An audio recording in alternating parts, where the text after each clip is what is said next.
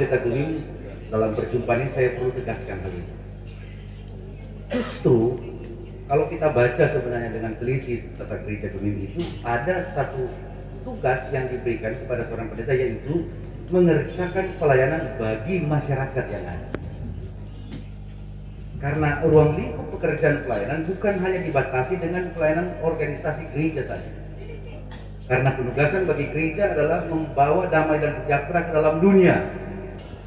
Saya dikritisi habis-habisan di media sosial, ya.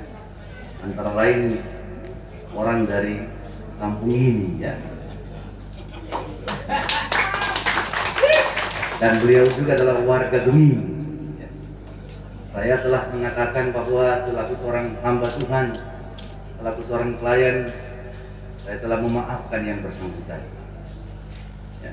Sebab kesalahan hanyalah sebuah kekalahan, tapi pengampunan adalah landasan kemuliaan.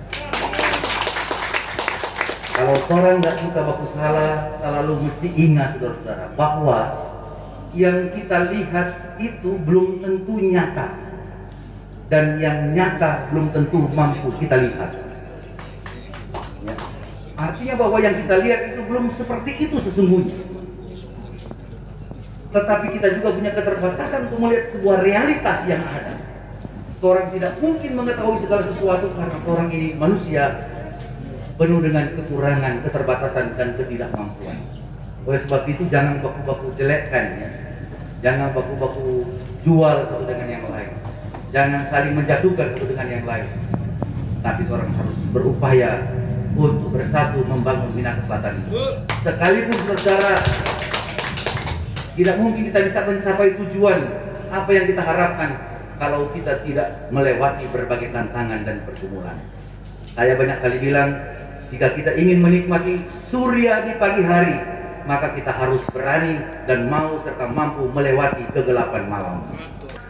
Dari proses perjalanan ini, kalau ada masyarakat yang memakai masker itu merah, maka apalagi pasang bendera merah, ya sering program-program pemerintah tidak diterima atau tidak diberikan kepada yang bersangkutan. Ya, di Tareran ada enggak? Ada. Padahal ini bukan partai politik punya. Ini dana juga dari APBN, bukan APBD kabupaten, yang BLT dana desa, yang BST, yang PKH, itu semua dari pusat. Kalau saya tekankan itu dari pusat dan bukan partai politik punya. Amin. Sehingga masyarakat yang memenuhi syarat berhak menerima. Bukan karena berbeda pakai warna-warni, bukan. Mengapa masyarakat berhak menerima? Karena masyarakat juga ada kewajiban. Kewajibannya apa? Membayar pajak bumi dan bangunan. Bayar enggak? Kalau ada kendaraan bayar enggak? Kalau ada usaha bayar enggak? Itulah namanya pendapatan. Nah, pendapatan itu kemudian dibelanjakan kepada rakyat pada program kegiatan sesuai dengan prioritas yang ada, sehingga rakyat berhak menerima. Jadi kalau ada oknum-oknum tertentu yang kemudian memberikan bantuan dengan melihat warna-warni atau melihat partai politik, itu sesuatu yang keliru dan menurut saya adalah salah.